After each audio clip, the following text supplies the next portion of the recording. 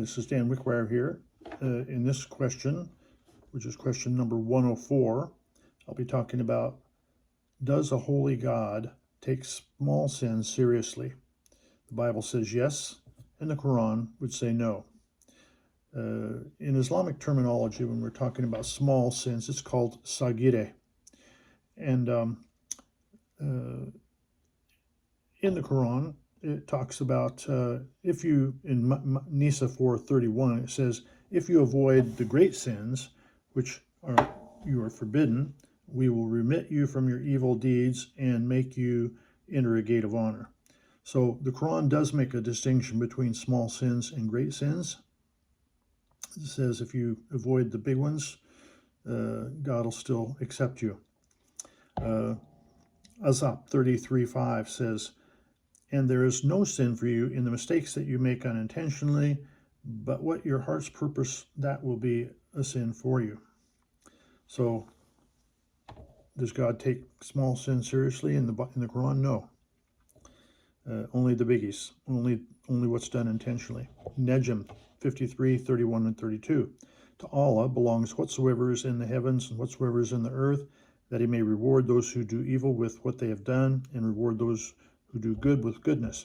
Those who avoid enormities of sin and abominations and commit only small offenses, for them your Lord is of vast mercy. Therefore do not justify yourselves. So again, if you avoid the big sins, abominations, only commit small offenses, no problem. However, in the Bible, we see something totally different.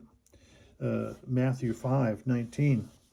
Whoever therefore breaks one of the least of these commandments and teaches men so shall be called least in the kingdom of heaven. So yes, there is a seriousness about even breaking one of the smallest commandments. You'll be called the least in the kingdom of heaven.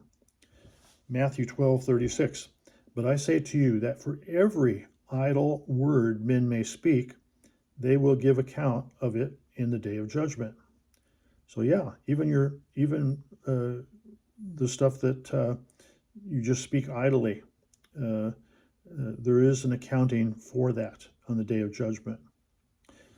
So the small things do matter in the Bible. In John 8:34, Jesus answered to them, most assuredly I say to you, whoever commits sin is a slave of sin. So when we as people commit a sin, we're coming under the umbrella of Satan. Satan is the author of sin, and when we sin, either knowingly or unknowingly, we're putting ourselves under that umbrella, and we're actually called a slave to sin. When we're committing sin, we become the servants of Satan, who is the father of sin. So it's a serious thing. 1 Corinthians 5:6. Your glorying is not good. Do you not know that a little leaven leavens the whole lump? And here he's talking, a little leaven is talking about sin. A little sin makes everything bad. So the small sins are important according to the Bible. Galatians 3:10. For as many as are of the works of the law are under the curse, for it is written, cursed is everyone who does not continue in all things which are written in the book of the law to do them. So all things are required in the Bible. There is no difference between keeping one commandment and the next. You need to keep them all equally. Galatians 5:9 repeats the verse that we read earlier about the leaven in 1 Corinthians. It says this, a little leaven leavens the whole lump. And again, a leaven there is talking about committing sin. If you commit sin, you've messed up the whole thing. James 2:10. For whoever shall keep the whole law and yet stumble in one point, he is guilty of all. So if you break the law, if you live 99 days as a righteous man, and yet on the 100th day you go out and commit murder, you're guilty. You're guilty. Guilty is guilty. And if you stumble in one point, you are guilty. When you go up in front of a judge in the court system, he's not going to congratulate you for your 99 good days that you lived. What's in focus is the one day that you committed a sin. And so that sin is what's in focus.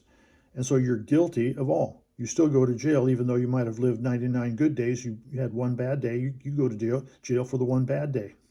So the point is, the question is this: does a holy God take small sins seriously? Yes, in the Bible, but no, in the Quran.